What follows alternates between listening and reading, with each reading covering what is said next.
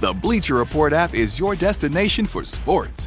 Right now, the NBA's heating up, March Madness is here, and MLB is almost back. Every day there's a new headline, a new highlight, a new moment you've got to see for yourself. That's why I stay locked in with the Bleacher Report app. For me, it's about staying connected to my sports. I can follow the teams I care about, get real-time scores, breaking news, and highlights all in one place. Download the Bleacher Report app today so you never miss a moment. Hello, everyone, and welcome to episode 483 of the True Crime All the Time podcast. I'm Mike Ferguson, and with me, as always, is my partner in true crime, Mike Gibson. Gibby, how are you? I'm changing my name. To what? I will let you know. I think I'm going to be... Turd Ferguson? Did you ever see that skit with Burt Reynolds? Yeah, it's good. It cracks me up. I mean, first of all, because that's my last name. So Yeah. that I don't know why that just cracks. Any of those skits where Will Ferrell is playing Alex Trebek, those Jeopardy ones, they always cracked me. It is. That was good stuff. I was just going to go be the podcaster formerly known as Gibby. Okay. You know, kind of like a spinoff of Prince. Yeah, maybe go with a symbol or... Yeah. Yeah, I was going to do the, fancy little, symbol. Well, whenever you come up with it, we'll put it on your nameplate. Until then, I'll remain Gibby, though. Okay. All right, you ready to get into this episode of True Crime All the Time? I am. We're talking about Pearl Bruns. On August 11th, 1991, Pearl Bruns disappeared after an intense argument with her husband, who did not report her missing for several days. And that's always kind of a sticky situation. It's not good. No, it doesn't make you look good, right? And from the beginning, rightfully so, her husband was considered by police as the prime suspect. Yeah. But it took some time, right, to figure out who actually murdered her.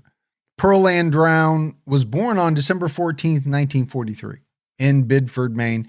She grew up in Saco and moved often as an adult. You ever been to Maine? I have not been to Maine. I'm not either. I have wanted to plan a trip up through the Northeast. Yeah.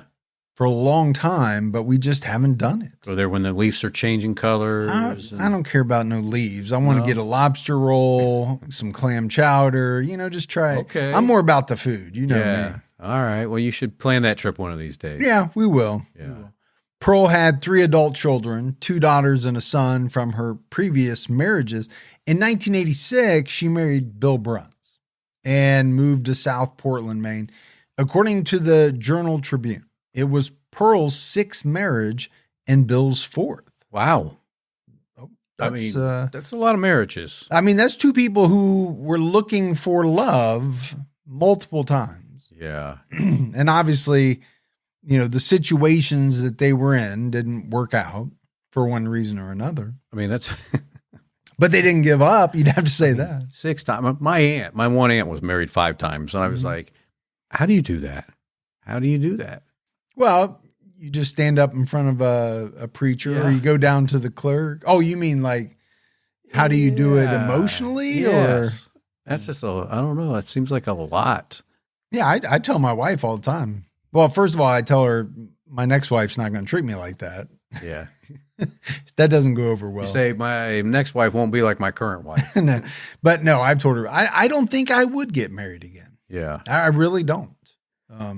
I love being married, but, and that could change. If you met someone and if, God forbid, something happened to my wife. I'm glad you went that direction because I was like, wait a minute, where's he going with this? No, I love being married, but Sure I do. don't know if I would do it again. I really don't. Because nobody can ever compare it to your wife is what you're trying to say. Yeah, let's go that route. Yeah. Because Just in case she's listening. Yeah, she'll hear me editing this. Right. So Bill owned Belco Trucking, which transported fish products. Okay. Well, they are in Maine. Yeah, they're in Maine. Might be a little smelly. The 2 met at their local VFW, where Pearl enjoyed spending her free time. At first, they seemed happy and said they were lucky in love. Now, did they say that with all their previous marriages as well? Probably.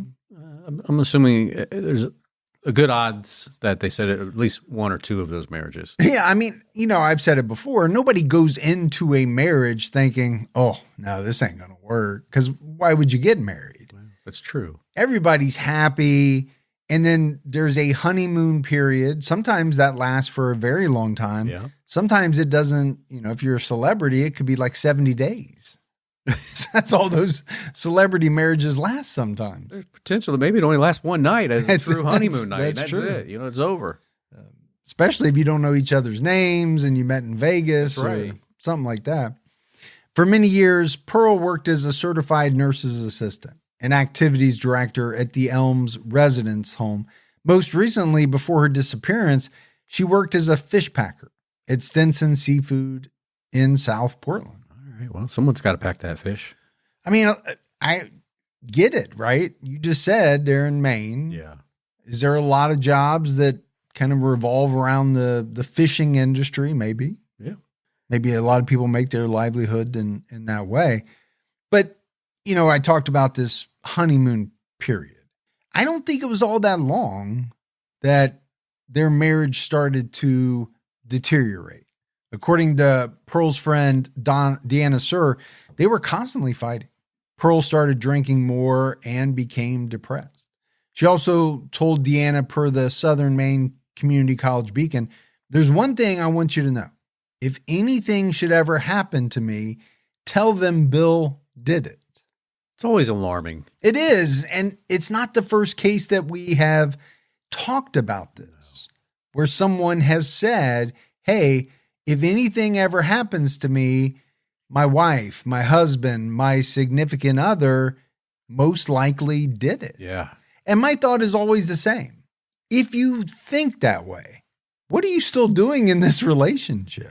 And it's not like she's in this relationship for a long time already. Yeah, I don't know how long they were actually married before it started to go downhill, but they were no stranger, either one of them, to getting divorced. Right. So, I mean, if you seriously thought your partner was potentially going to hurt or kill you, that seems like a pretty good reason to get out of a relationship. Yeah, I'd say go ahead and exit now instead of waiting until that moment comes around. Pearl's daughter, Elaine, was aware that the couple fought often. When he was angry, Bill would sometimes throw things, or he would rip the phone out of the wall. But as far as she knew, it didn't go beyond that. And so I'm taking that to mean, as far as Pearl's daughter knew, it never got physical. Yeah. Right? He got upset. He threw tantrums. He threw things around the house, but she never saw him strike her or be physical with her. But as we've said, right, if you're not living there day in and day out, and sometimes even if you are, do you know everything that happens behind closed doors? No, but who would want to live in that environment, though? I mean, throwing things, ripping phones out of the wall. phone out, I mean, come on. How old are you? You got to rip the phone out of the wall because you're upset because somebody called or I called somebody or what, Mm-hmm. Ripping the phone out of the wall. Yeah, I'm assuming that happens a lot less these days. Maybe they just take your phone and stomp on it, your cell phone, because a lot of people are getting rid of their landlines. We haven't had a landline here in many, many years. Same here. I haven't had a landline since I can't even tell you the last time I had a landline. Family friend Judy Dickinson spoke to Pearl in June 1991. She recalled to the Bidford Journal-Tribune she wasn't happy. She told me that she had been drinking a lot. When I asked her why, she said she didn't know. I said a lot of times it's because people are unhappy. And she said, how'd you get so smart? So a couple, maybe tongue in cheek, but also maybe she is saying it without saying it. You're hitting the nail on the head, right? Yeah. I'm not happy. That's why I'm drinking. Dickinson said Pearl didn't talk much about Bill and had expressed interest in improving her life. And I'm taking that to mean life without Bill would be an improvement. Yeah. I mean, it sounds like life with Bill's dragging her down, right? I think that's what she was trying to relay to, other people. Yeah. On August 11th, 1991, Bill and Pearl got into a heated argument about money. Bill claimed that he grabbed his keys and left the house for a couple of hours. When he returned, Pearl was gone. He went to bed, assuming Pearl was at the VFW or perhaps somewhere else in town. And so let's break down that scenario, right? People get into arguments, right? Couples get into arguments. It happens. It does. Now, this one was about money, which is probably one of the main things that most couples fight about. I would say it's got to be, if not the number one thing, then it's got to be right on the heels of the number one thing. And I would think for you, as cheap as you are, it probably is number one. I argue with myself every day. Mike, what are you doing? Don't buy that $1 cup of coffee at McDonald's. That's you can't. We cannot afford that. You can get it cheaper. You know you can. Look around. Drive around a little bit longer. But then you have this scenario, right, where one person leaves the house, in this case, Bill, after the argument. He comes home and Pearl's not there. Okay, what does he think? Well, she left too. Yeah. I went to go cool off. She left to go cool off. She's probably at the VFW, if not somewhere else in town. Sure. So maybe because of that, Pearl wasn't reported missing until August 13th. But even then, she wasn't reported by Bill. She was reported by her daughter, Elaine. And Bill hadn't even said anything to Elaine. Yeah. It was really just Elaine kind of knowing in her heart that something was wrong. I mean, I get it. If you have a spout with your wife and, you come home, she's not home, but you think, well, she's just down to the VFW, probably drinking. She'll get home eventually. I'm going to go ahead and go to bed. But when you wake up and she's not there, normally should be like, hey, I need to figure out what happened to her. Well, and especially if more than one day goes by. Yeah. Because that would be out of character for most people. And it was for Pearl as well. She had a pretty steady routine. Right. She liked to get her daily coffee. She liked to get her lottery ticket from the local Quick Mart.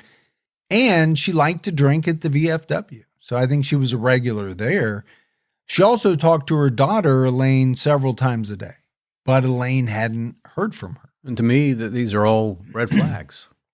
Yeah, and both unsolved and TCAT cases, we talk a lot about people's patterns, right? When they go missing.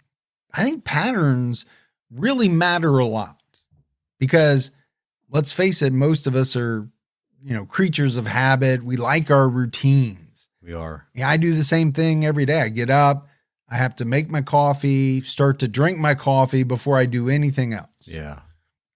I don't want to take on any tasks. I don't want to talk to anybody on the phone. Yeah, that is 100% true. Yeah. Even when we go to like CrimeCon and stuff, I need to get my coffee. You need to be left alone.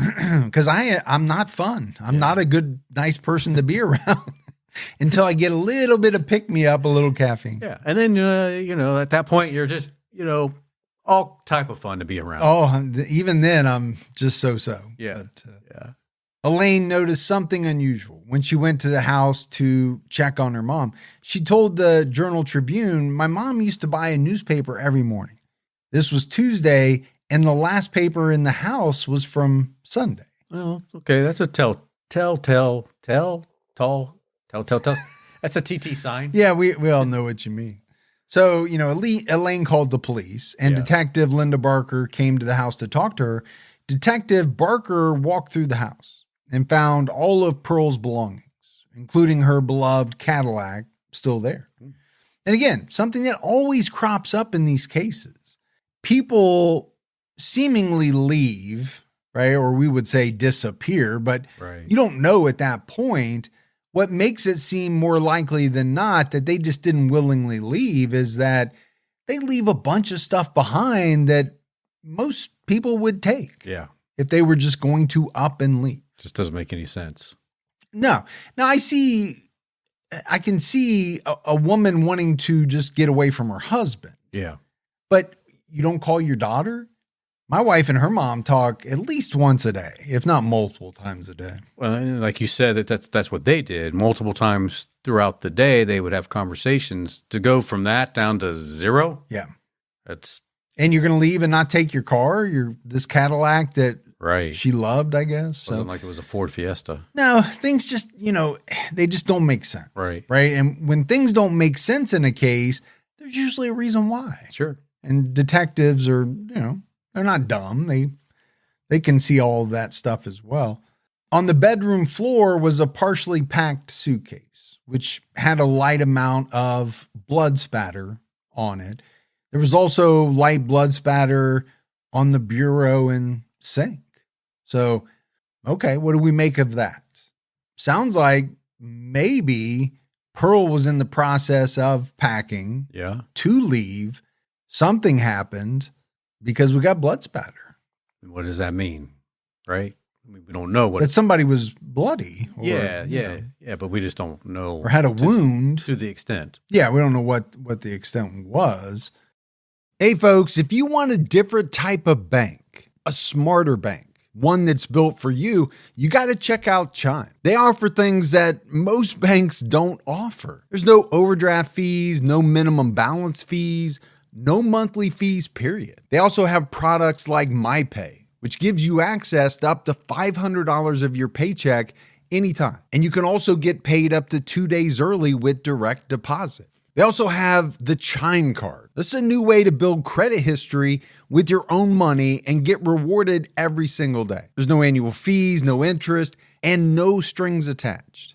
Man, I really could have benefited from Chime when I was younger. Chime is not just smarter banking, it's the most rewarding way to bank. Join the millions who are already banking fee-free today. It just takes a few minutes to sign up. Head to chime.com/TCAT. That is chime.com/TCATT. Chime is a financial technology company, not a bank. Banking services, a secure Chime Visa credit card, and MyPay line of credit provided by the Bancorp Bank N.A. or Stride Bank N.A. MyPay eligibility requirements apply, and credit limit ranges $20 to $500. Optional services and products may have fees or charges. See chime.com/feesinfo. Advertised annual percentage yield with Chime Plus status only. Otherwise, 1.00% APY applies. No min balance required. Chime card on-time payment history may have a positive impact on your credit score. Results may vary. See chime.com for details and applicable terms. Detective Barker asked Elaine if there were any other places they hadn't looked. Elaine took her outside to the entrance to the cellar, and Barker saw what appeared to be bloodstains on the stairs leading down. I mean, I'm thinking if you're this detective, you're starting to get really worried. Yeah. I think all your spidey senses are going off. Mm-hmm. You say senses? Because I have a Sensi. I think it's plugged into this wall right here. It puts out a spidey scent. Sensi. You crack me up, man. But, I'm just thinking, I'm not a detective, but if I was, okay, I got some blood spatter here in the house. Now I'm seeing it leading down into the cellar. I'm starting to think to myself, I might find something not so good. Exactly. If I go down into this cellar. Like we're on the trail of something. Yeah. And it was said that it was roughly around a 500 square foot cellar. Okay. And when she got down there, the detective, she found a cement floor and an opening that led to a dirt crawl space. Some of the soil looked like it had been disturbed. She called for backup to bring shovels. We're going to do some digging. Yeah. First of all, there's a few things I don't like. I'm not big on cellars. Yeah. I'm not big on crawl spaces. Most people aren't. Mainly because of John Wayne Gacy. He messed up crawl spaces for everybody. He ruined it.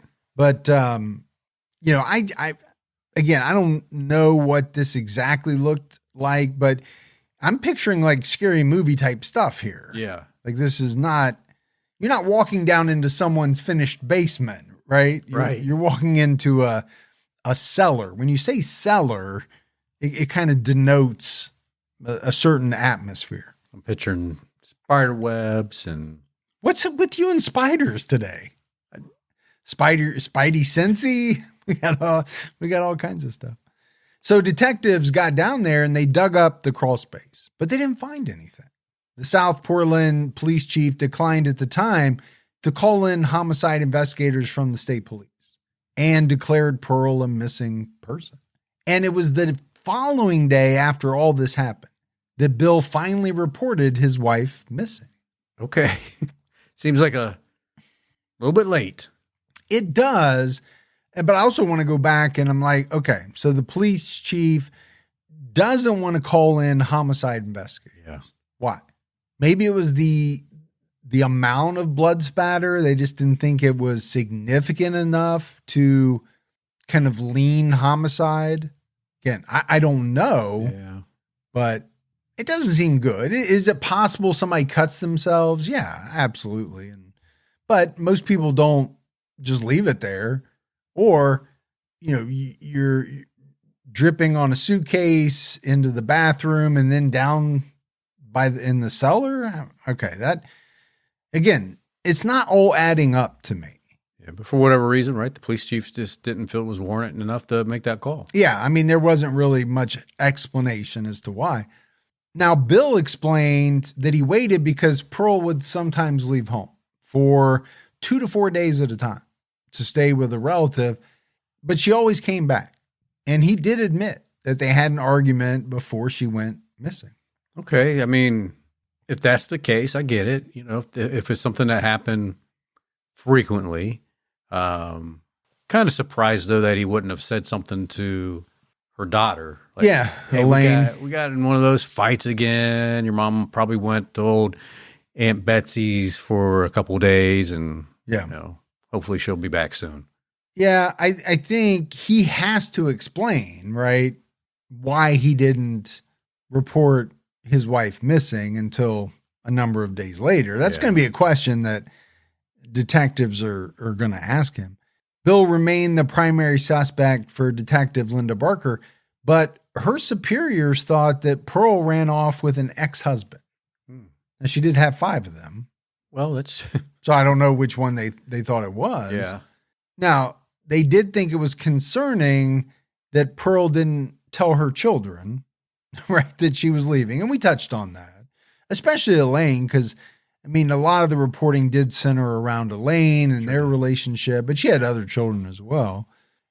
And it was said she was in regular contact with all of them, and she enjoyed spending time with them. So it wasn't like, they were estranged. Right. Because that would be a different situation. Yeah, of course. Yeah, I mean, if she didn't typically talk to, Elaine or any of her kids for periods of time, then that would make sense. But that's not the case here. Right. So it seems even that much more strange, right?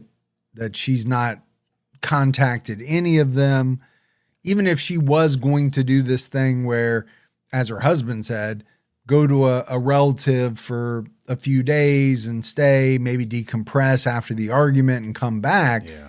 You would still think she would talk to one or if not all of her children and just say, hey, want to let you know I'm at Aunt Betsy's. Right. I got my spidey senses and I'm good to go. But that lack of communication to me just really jumps out. Yeah. In some of these cases. Over the next few weeks, Detective Barker pursued every avenue, but there wasn't a whole lot to be done. She eventually told Elaine that her hands were tied. Elaine could tell that Barker was frustrated with how the investigation was progressing. And it's something we don't talk about a lot, but I think it would be very frustrating to be a detective because we know they don't solve every case. No. So there's ones that drag on and they're not solved. I mean, I would imagine there's a great deal of frustration there. I wonder if they, have like yearly reviews and they have like, baseball players have batting averages. Well, I'm sure they have clearance rates and things like that. Oh, yeah. I wonder how. I don't know if their raises and things are affected by that. Probably. Yeah. Seem like a little bit unfair though too, right? I mean, you can only, unless you're not a really good detective. Yeah.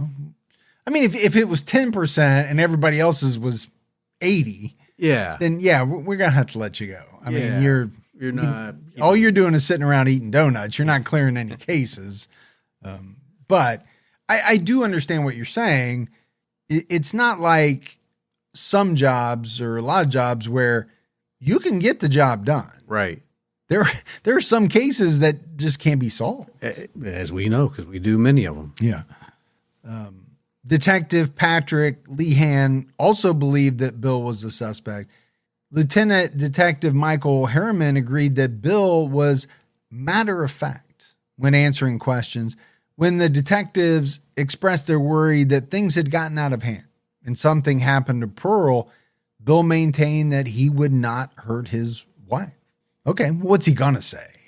Right? I always kind of look at that. I mean, is he going to say, yeah, I'm the kind of guy who, if it went too far, I'd probably hurt her. Yeah, no. It's not ever going to happen. Guys, people aren't going to say that. Detective Lehan noted that Bill said, I would never hurt my Pearlie. I loved her so much.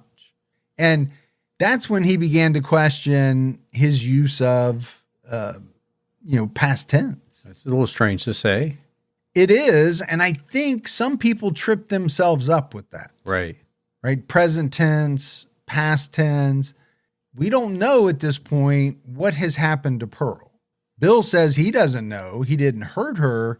So why in the world is he using the word loved? Right. And not love? It could be a real, as you would say, telltale, whatever sign. TT. TT. It's a TT sign. It's a TT sign. On August 28, 1991, Elaine called WMTW8, Channel 8. She spoke to reporter Christine Young and shared more information about the case, such as the blood on the suitcase and cellar stairs. Young called an assistant attorney general. She recalled that when she told him the situation, he uttered a profanity. Oh. And very quickly, the state police got involved in the investigation. Okay. So for me, this kind of goes back to what was the police chief saying, yeah, we don't need, homicide investigators to get involved. Now we have the assistant attorney general kind of hearing about this and saying, what is going on? We need somebody to look into this, because I think he's viewing it kind of how we were, which is you've got blood spatter in different areas and down in the cellar. To me, at the very least, it warrants kind of a homicide type investigation. Sure. And so use those state resources and let's, look at that. Yeah. On September 28th, 1991, a hiker in the White Mountains near Carroll, New Hampshire, found Pearl's purse. This is about 200 miles from her home. It's a healthy hike. Yeah. I mean, it's not, close really at all. Inside the purse was her driver's license, her pocketbook with cash inside, several loose diamonds, and more blood spatter. I mean, who carries loose diamonds anymore? Maybe somebody trying to get away from a very, very bad relationship. That's true. They're, exchangeable for a good amount of money. Yeah. I'll take your word for that. Been a while, but yeah. I've never fenced loose diamonds as you have. Not as easy as you think it is. No, I'm sure it's not. Yeah. Investigators noted that the area where Pearl's purse was found was close to Bill's trucking route, which to them kind of raised two possibilities. Yeah. Bill left the purse there as a red herring, or he dumped both the purse and Pearl's body in the woods. And I'm just thinking, well, why would she have these diamonds, or if it was him, why would he place those diamonds there? But I'm thinking, what if she was planning to leave? Mm-hmm. He came home, did what he did, and she already had those loose diamonds on her as a form of, as you mentioned, as currency to use at a later time. Yeah. I mean, the suitcase kind of made me think, well, maybe she was packing up. Yeah. But the suitcase is still there, right? She didn't take it. There's blood spatter on it. She didn't take her Cadillac, so it doesn't really seem as though she left on her own. Yeah. But it could be that she was in the process, and maybe somebody, possibly even Bill, saw it, came home, whatever, and got upset. On November 21st, 1991, state and local police set up a command post at Pearl and Bill's residence. A search dog was brought into the cellar and alerted to the scent of human decomposition. Police dug again, but again, they didn't find anything. So bizarre. It is, especially now, because at first we had the disturbed soil in the crawl space. Yeah. And I think a lot of people would look at that and say, okay, why is the soil disturbed other than somebody's been digging and putting something down there? And now you have the dog hitting, but they're still not finding anything. But Go ahead. no, sorry. I was thinking, when they went and looked prior to this, maybe that was enough concern for the person, him, if he did have her in that crawl space, to remove her.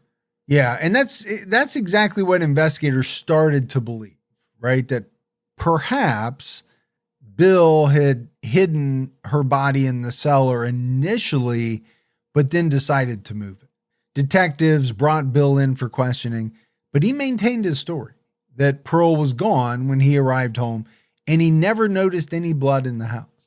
And I think, you have to weigh that, right, on the plausibility meter.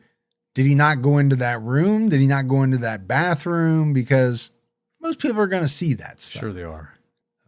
According to an affidavit on the November search, Detective Lehan told Bill that he thought he killed his wife. Detective Lehan wrote, "While I said this to him, he was nodding his head in the affirmative. And then I asked him, 'Am I wrong?' And he replied, 'I just don't know.'"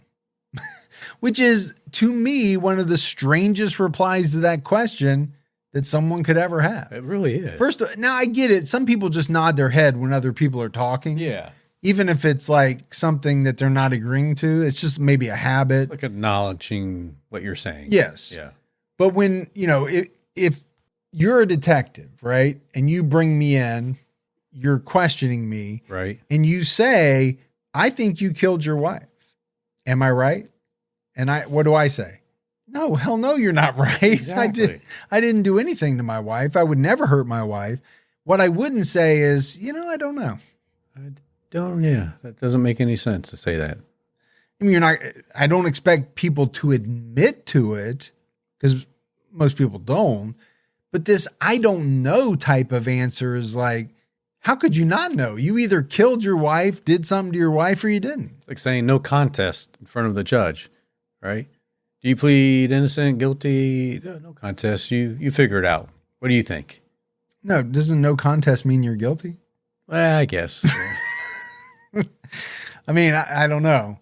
I'm not the master of spidey senses, but apparently you are. I'm pretty sure when you plead no contest, that means you're guilty. You're not contesting it. I go neutral. I'm neutral, Judge. Neutral. I don't know. You figure it out. You are a true crime podcaster, right? I am. I'm just checking. Formerly known as Gibby. I'm just checking. But I mean, I don't think there's any doubt, right, that Bill is suspect number one. Oh, absolutely. And first of all, how could he not be? He is the husband. So even if they wouldn't call him a suspect, he's going to be the first person looked at. They're going to have to vet him and either rule him in or out. Pretty hard to rule him out based on all the things we know so far. No, I don't think you're checking that box off yet. No. When you answer, I don't know. Yeah. You're not ruling yourself out. Despite all of this, on November 25th, the Maine Department of Public Safety spokesman Stephen McLaughlin said state police were not treating the case as a homicide. This kind of blows me away. Yeah. I get it. They might not have at that moment, right, the type of evidence where they could conclusively say this is in fact a homicide. But it just seems to me that why wouldn't you treat it as such, given what we know, Right. and do the investigation the way you would in a homicide case? If it turns out not to be a homicide, no harm, no foul, right? Well, true. But I think the other way around, you can cause irreparable harm. Yeah, we've seen that. In cases. Yeah. You don't treat it as a homicide. You treat it more as an accident or the person just up and left.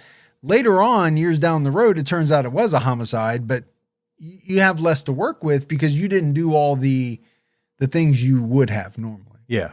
Yep. I don't want to say they got, at that point, they're lazy on it, but it kind of feels like that, right? Why wouldn't you want to do all your due diligence Yeah, I just think it's strange to me to say, no, we don't want, homicide investigators, or, now they're saying even the state police. We're just, at this point, we're not treating it as a homicide.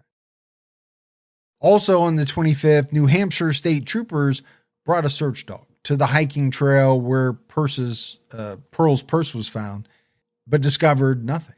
And it was kind of a long time between the purse being found and them making the decision to bring the dog out. Yeah. They were questioned about it, but they declined to say why they waited so long to search this area. Yeah, sometimes I think if you wait too long, it just doesn't do any good. Well, let's go back to your theory. Is it possible that she was in the cellar but later moved? Is it possible that if her killer knew that they found the purse, that person thought, uh-oh, they're close to where I buried the body. Yeah. They go out and get the body and bury it somewhere else. Possible. Very possible. A few days later, Pearl's daughter, Elaine Woodward, spoke to the Journal Tribune, expressing her belief that police mishandled the investigation, causing delays that may have prevented the case from being solved early on. Elaine couldn't understand why the police didn't share her belief that Pearl was dead, saying, I felt like the police were brushing me off when I knew so many things were wrong. I mean, I feel like she's getting frustrated. Well, and let's face it, in a lot of the cases that we do, family, they're often frustrated with the police. Right. Number one, because maybe they're not getting as many updates as they think they should be getting. They don't know everything the police is doing, but they don't think they're doing enough, right? That's pretty common, I think, on the part of family members. But in this one, I can kind of see where the frustration comes from. Yeah. It's not like it comes out of thin air. The signs to me are pointing to at least it being more likely than not that there's some sort of foul play involved here. So when you're not treating it that way, yeah, I think the family's going to be frustrated. Yeah. Elaine claimed that Police Chief Robert Schwartz told her the mere fact someone is missing does not mean that there is any foul play. And that's an absolutely true statement. The problem I have with that statement is it's not just the mere fact that she's missing. Add in, she didn't take her car. Why is her purse found in the woods? Why is the blood spatter found? It's you have to take it all into consideration. Add it all up and see what you have. Yeah. So I think that statement is, while true, it's misleading in the case. Yeah. With the circumstances we've talked about. Elaine also noted that an investigating officer, quote, told me point blank that with a trail of blood like that, without a pool of blood or a body at the end of the trail, the blood means absolutely nothing. And I have a problem with that as well. Yep. Does it mean that she was hurt or killed? No, not necessarily. Like I said, she could have maybe cut herself. Could have. Walked around, maybe even gone down in the cellar. Maybe she didn't know that she'd cut herself and was dripping blood. But to say that it means absolutely nothing in conjunction with somebody disappearing, their purse being found, I think that's a little off base as well. Yeah. I mean, I've cut myself pretty good shaving, bled for a little bit, and can't get it to stop. So face, manscaped, I was going to say, and that's not even to mention like shaving your face. On December 30th, 1991, police publicly acknowledged that Pearl may have been murdered. So it did really take them a little bit. It did. Right? To at least acknowledge the fact that she may have been murdered. Detectives returned to the house with the search warrant, and they spent 8 hours looking for evidence. Investigators sprayed luminol throughout the house, which revealed a trail of blood. I'm sure it did. So, but, it all goes back to kind of this point of why not treat this as a homicide investigation from the very beginning? Because then you're probably doing the luminol test very early on. And you'd be much further along in this case. Absolutely. Yeah. Inside the cellar was an imprint of blood that was approximately the same length of Pearl's body, indicating that at some point it was resting there, possibly while someone was digging. So they questioned Bill again that night. He was informed that blood was found throughout the house, but again, he said he didn't recall seeing any blood. And now it's not just a few droplets or some spatter. Yeah. This is a trail of blood.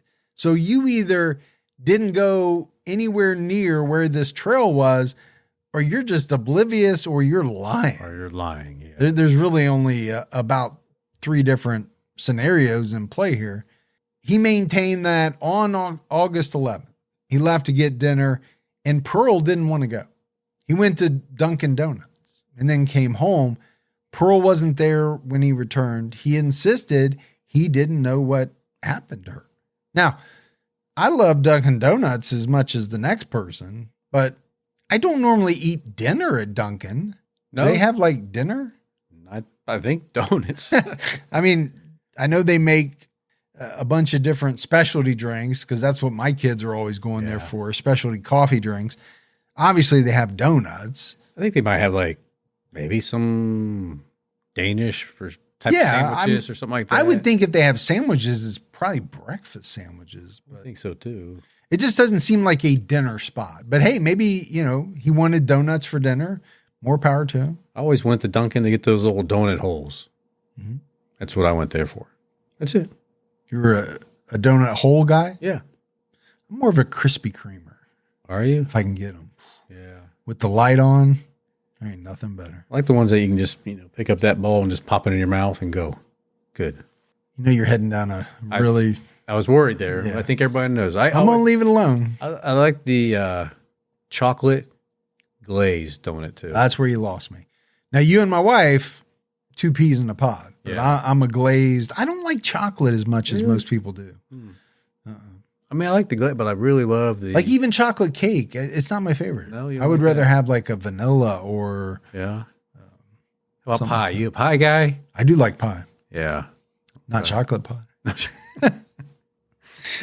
Oh. But so that struck me as strange, but if you're going to lie about something, that seems like a strange thing to lie about. It sure does. You could have picked something different. Maybe he just wanted donuts for dinner. I don't know. Yeah. Despite the luminol evidence, prosecutors still felt they needed to find Pearl's body to support a murder charge. In January 1992, police searched the area across I-95 from the Bruns household with a specially trained dog, but nothing came of this search. On September 11th, 1992, 13 months after Pearl went missing, police searched the house again, focusing on the cellar. And why wouldn't you, right, Gibbs? Yeah, I think that makes good sense.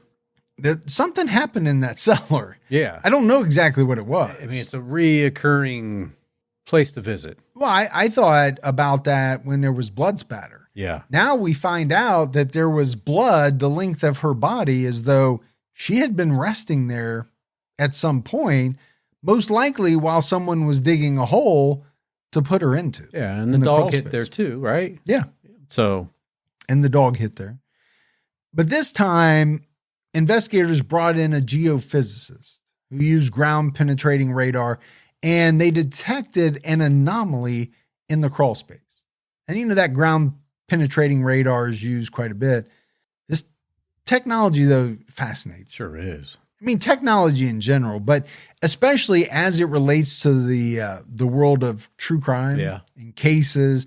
Obviously, you got the DNA and that type of forensic stuff, but you also have things like, ground penetrating radar, just to be able to see, and they use it for stuff other than true crime, but to be able to see what's under there without first jackhammering or digging it up. Yeah, so you're not destroying the whole area. You're like, okay, let's do this and see if we can find a void that makes sense for us to dig in. Because how many cases have we done where a wife has gone missing and it turns out that the husband poured a patio right after that? Conveniently. But, can you just go and dig people's patios up if you're not sure? No, but could you run a machine over it and maybe tell if there's something under there? Yeah. Possibly. Saves the county or city some money From having to replace it if you didn't need to tear it up. Yeah. Police only had to dig up a couple of shovelfuls of dirt before they hit something. It was a head wrapped in a garbage bag. The body was wrapped in bags and buried under just about a foot of soil. The victim was immediately identified as Pearl Bruns based on her shoes and monogrammed watch. It makes you wonder how they missed it. Exactly. It's almost shocking. Yeah. Right? They were down there multiple times. You mentioned it, right? The dog hid down there. Yeah. They searched the crawl space, but they couldn't find her, and she's only under about a foot of dirt. Unless she was moved, brought back. Yeah, I get that. It's possible. Yeah. Bill was arrested in his kitchen while he was eating spaghetti. Okay. He insisted that he be allowed to finish his meal. Yeah. Let me finish my spaghetti, then I'll get to you guys, okay? But they ignored his demands. I'm sure they did. They probably like, no, you're going to go with us right now. Put that damn meatball down and put your hands behind your back. Many people question why it took investigators so long, right, to find Pearl if she had been in the cellar the whole time. Kind of the question that we were just talking about. Yeah. The Journal Tribune reported that the cellar was as wide as the house, but the crawl space was only about 3 feet high. And that's right. Crawl spaces are usually cramped. Yeah. That's why they call them crawl. Yeah. You're normally on your hands and knees if you're in them. That's why I don't like them. Yeah. Not getting under there. Could be all kinds of animals and raccoon, skunk. Well, I'm not messing with no raccoon. Spiders. Spidey sense or Sensey. Yeah. That's going to go down in history because I'm sure you won't let me forget it. no, I know that. And other people won't either. Yeah. According to State Police Sergeant Michael Harriman, it would have been impossible to dig up the whole cellar by hand, and they were faced with removing the house from the foundation and excavating or just isolating a particular area and digging. So I think maybe that helps kind of say or make it a little more reasonable as to why police didn't find her body beforehand, right? Right. This crawl space, although not very tall, it's as wide as the house. Yeah, it's a pretty good area to cover. So there's quite a bit of dirt there. And they probably did do some digging, but never found it or the first few times or whatever. But you could see why people would question it. I get that. At Bill's arraignment, it was announced that Pearl had been struck in the head 3 times by a fist, causing her to bleed to death. Specifically, she died from blood loss from fractures to the nose and left side of the face. Pretty powerful punch. Yeah. I mean, vicious, right? Most of the time, we're talking about blunt force trauma, but from some type of object. This is blunt force trauma solely from this man's hands. Yeah. And he killed her. Pretty powerful hit. Sounds like it. She suffered a fracture of the left orbital bone. Orbital bone. Going to correct you, but I didn't want to do it in front of everybody. Well, you can. Makes it seem like you didn't catch it when you don't. It was said if treated, this injury would probably not have been fatal. Prosecutors believe that the argument between Pearl and Bill got physical. She was likely knocked unconscious when he hit her and left her to bleed to death.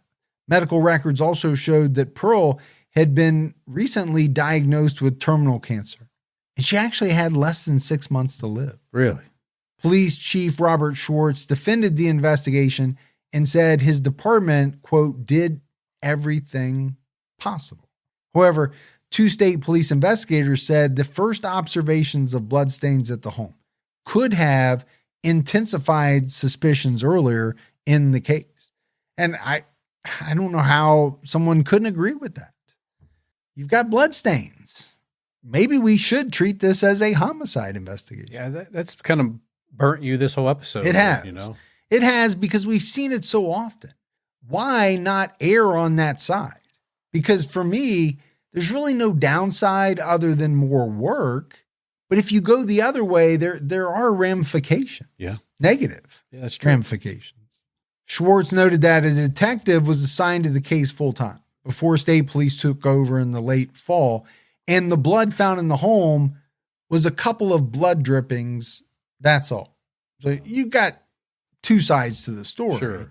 He added there was not copious amounts of blood that anyone would suspect was any more than cutting your finger or a bloody nose. It wasn't a puddle of blood, but there was a puddle of blood. Well, yeah. A trail of blood. They just couldn't see it, right? If they had gone just a step further and done the luminol earlier, then they could have put that picture together. Yeah. Yeah. So I get both sides of it, but I'm sticking with my assertion that they could have erred on the side of foul play. And something wasn't right there. State Police Sergeant Michael Harriman said he didn't want to discredit the local police, but when assessing the initial handling of the case, he said, certainly blood found at the scene should raise suspicion. A determination of where the blood came from is important. It's a judgment call on the part of the police department. And I get that. I think what he's saying is they just made the wrong judgment call. Chief Schwartz maintained there was no reason to suspect foul play in the beginning. He said, if you look at this logically, you've got a woman who was divorced a few times, a woman with alcohol problems. She's left before. She has another daughter in Florida. Who's to say she wasn't just leaving him? They had money problems. I mean, it's possible. It's possible. There's also some victim blaming there, though, too, Sure is. right? He's trying to cover his ass, but at the same time, kind of blaming the victim, right? She's been married a bunch of times. She's got problems with alcohol. Yeah. Okay. Does that mean that you shouldn't have done a little bit more investigating? I don't think so. Are you saying because she's a divorcee and a 5-time divorcee and an alcoholic that we really shouldn't put the effort behind it? Yeah. Making the assumption that somebody ran away. I think that's part of the problem. On April 4th, 1994, Bill Bruns agreed to plead guilty to manslaughter because a jury would have convicted him of the same charge, according to his lawyer. Before trial, prosecutors acknowledged much of the evidence was circumstantial, but it all pointed to Bill. And I get the circumstantial evidence part, but, you know, when the victim is found in your crawl space. Yeah. In bags. Not good. That's a lot of circumstantial evidence. That's pretty strong evidence. Yeah, it's gonna sway the jury, I think, pretty heavily. I think so. On September 30th, 1994, Bill was sentenced to 15 years in prison. The Journal-Tribune reported that the events surrounding Pearl's death remained a mystery. The judge also noted that Bill had not chosen to reveal the circumstances behind Pearl's death. The defense read a statement on Bill's behalf, expressing his regret. He wrote, "I never intended for any of this to happen. I loved Pearl and I miss her very much." And that could be true, right? This could have been a crime of passion or a heat of the moment thing. Could have been. That got out of control, but he still did kill her. Yeah. And by the sounds of it, if treated, she would have lived. So there's that factor as well. He just didn't get her help. Because he didn't care. I don't know what the answer is because he hasn't said. Bill was 63 at the time of sentencing. Taking into account 2 years he had already served and time for good behavior, Bill was likely to be released by the time he turned 71. But couldn't really find too much out about Bill. Kind of a man of mystery. Yeah. I mean, that was, 30 years ago? So obviously, Bill's not alive, probably at this point. Pretty doubtful. He would be, 90 some years old. He could be alive. Could but be. Most likely not. But 15 years in prison, I get it. It was manslaughter. And it could very well have been, as we wrap this one up, that he didn't mean to kill her, but he did kill her. And his actions killed her. So Well, exactly. you got to live with that, and you got to pay the price for that. You do need to pay the price. But that's it for another episode of True Crime All the Time. Okay. You got anything you want to say? No, that we just love you guys. Yep. We love you as always. And we'll come back at you next week with a brand new episode. Yeah. So until then, for Mike and Gibby, stay safe and keep your own time ticking.